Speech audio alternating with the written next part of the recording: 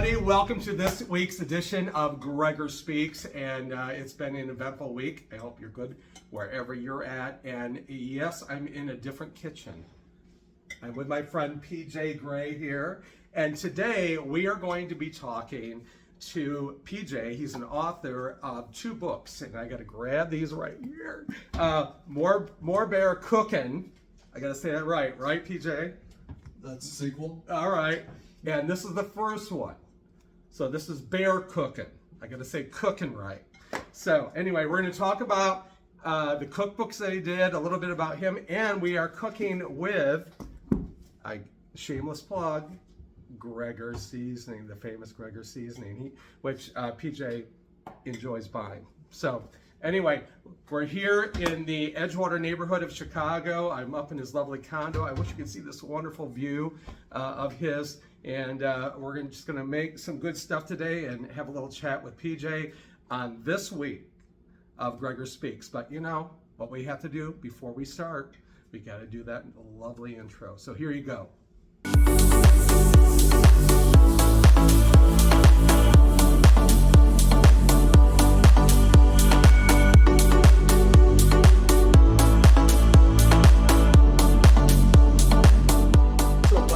Everybody, this is my friend PJ, and we're going to do a little cooking today here on GregRBaird Speak, something a little bit different. And PJ, let's talk about you for a minute and actually tell everybody what you are making today. I am GregRBaird-izing one of the recipes from one of the Bear Cooking books. Originally the recipe is considered a Sloppy Joe Casserole, which is a stovetop casserole. This is also going to be a stovetop casserole, but by GregRBaird-izing it, I'm going to be using GregRBaird's Italian herbs and spices seasoning blend because it's excellent. Thank you. Instead of the Sloppy Joe powder mix from the original recipe, I'm going to substitute it with the GregRBaird's Italian seasoning. So, PJ, let me ask you, so you're doing a lot of cooking. Like, I appreciate you buying my seasoning, of course, but what is the difference of using the jarred seasoning compared to like the packets, like you mentioned the Sloppy Joe packet? Well, the difference between a Sloppy Joe packet, obviously the seasoning blend is different, but in the case of your product, with GregRBaird's, it's a higher quality. So you're going to get, with the Sloppy Joe packet, you're going to get a lot of preservatives in it and way too much salt. So you get all that lovely non-sodium glutamate. Unless we're going for Chinese food, which is kind of good. Right, exactly. Yeah. Unless you're into it. But, yeah. So let's reflect here because we always talk about this. How long have I known you now for? Years. Years. Been a long time. And I have to tell you, PJ is a great host. They often, we're in his apartment condo right now, and what's really great is he'll host, every night we're having like wine, and he makes really good lasagna and other dishes, but we sit here with some friends, and he's a great storyteller, by the way, so we have that in common, but we'll sit here in his condo, and it's nice. It's usually about 4 of us, probably no more than 4 or 5, and just have. That's all I have. Yeah, that's all he's room for. He has about the same room sort of that I do, but there's a little bit more flexibility here. So I want to grab these really quick and tell me, because I'm a little jealous of that. These cookbooks are wonderful, and there's some great recipes. And I want to know first off why you have bear in the cookbook title. And also for those of you that are following this, I'm going to give you the links on Amazon where you can purchase these. Not the hardcover anymore, this is softcover. Am I right about that? Correct. Okay. So tell me about your book. This is the first one. Yes. And Bear Cookin, the original guide to bear comfort foods. And what was the reasoning behind doing a cookbook geared towards the bear community? Well, I knew a lot of bears, and the one thing I learned from my bear friends was that they certainly enjoyed food, they enjoyed eating, but a lot of them admitted that they didn't feel comfortable cooking. They didn't feel confident and comfortable being cooked.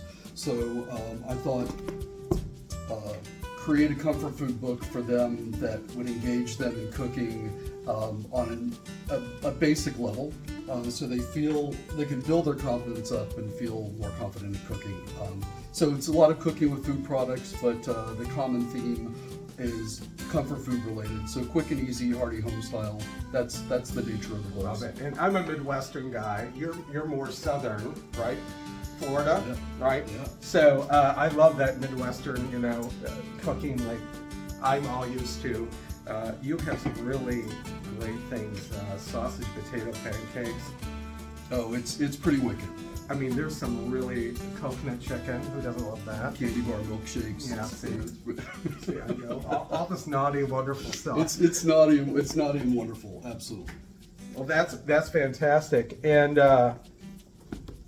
have you cooked like a lot? I mean, how did you find a lot of these recipes that you cooked? Oh, friends, family, ones that I've cooked over the years and modified and played with. And again, the criteria to make it into the books was basically something that didn't require too many ingredients and wasn't too complicated. Because again, it's really designed. The books are designed for novice cooks and to build their confidence. And that's what I think a lot of these recipes share.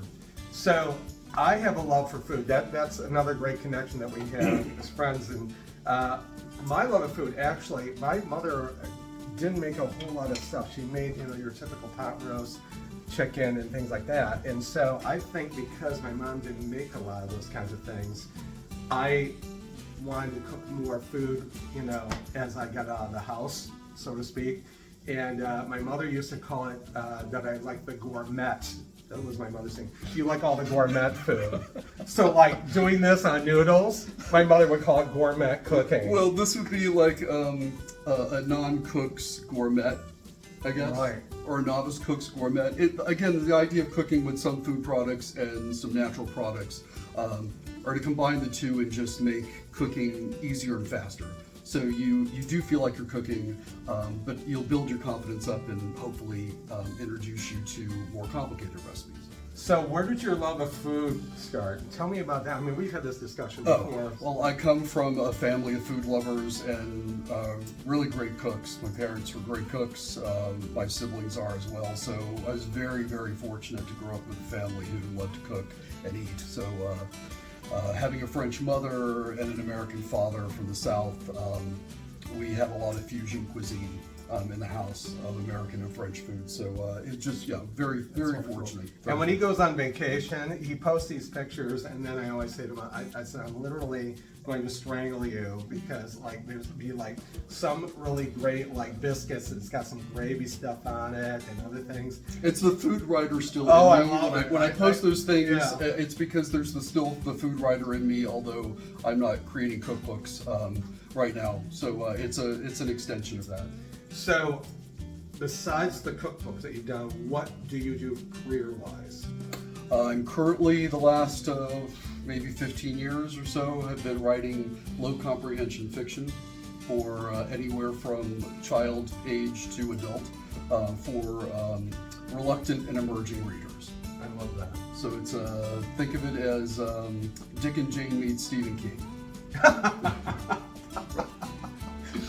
That might be a movie. very That might be a interesting. movie somewhere. Yeah. You never know. Not a lot of people know about it, but the illiteracy rates are so high in the country and around the world, and it's really to help within the educational publishing realm Right. to create products for these type of readers to help engage them more and increase their reading levels. So that's what I'm into now. So you can find that at pjgray.com. Excellent, which I will have at the end of the video. So any kind of links that you want, my social media stuff, that will be at the very end, along where to find the cookbooks. It'll be great. So what I want to do right now is let's look at your ingredients, and I'm going to switcheroo on the camera a little bit. But I want you to run down the ingredients, and we'll chat a little bit more. The burger's smelling really good here. It's about noon-ish. 12:13. Oh, trust me, I'm hungry. I We're know. done with this. I We're had gonna- we're fruit gonna this be eating. morning. Okay. I had fruit this morning, and what's really rare is like we're not drinking any wine right now. It's usually a little We wine can. and food. We can. Oh, I'd be all about that. Okay, well, yeah, you'll see. And PJ, what kind of wine do I normally like when I come over? rosé. See, I just love that. I love it. Okay. But we can have rosé if you like. Oh yeah, let's do that. Okay. So we're gonna switch the camera around a little bit and do the ingredients. And Yeah, again, this would actually work well with rosé. I love it. I love it. It looks good. It looks good. And I have my Mrs. Doubtfire apron on that I've had forever. Look at this. Isn't this awesome? I love it. See, and that's really sturdy as well. You know, these gays, they know how to cook, I'll tell you that. All right. By the way, at the very end on the comments, if you can comment however you want, but if you have any questions or anything that I can relay to PJ later, or anything regarding my social media stuff, please do. But we'll hook you up well, right? All right, we're gonna switch it around. Welcome back. Okay, what I'm doing today is, again, a slight modification of a recipe from one of the books. This is a pound or so of top sirloin that I've ground. And what we're going to do is we're going to add GregRBaird seasoning. I'm using a tablespoon or so of that. You need a cup or so of water, 6 ounces of tomato paste, and about a half cup or so of shredded cheddar cheese and shredded mozzarella. That's going to go into your meat mixture.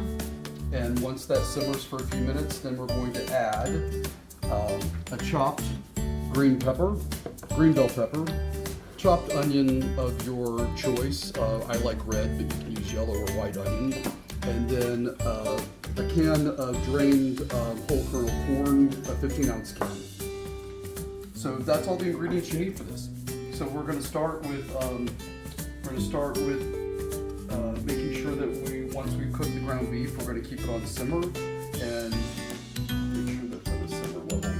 Then we're going to add a cup of water, and we're going to add the 6 ounces of tomato paste. And we're going to let this simmer with the seasoning.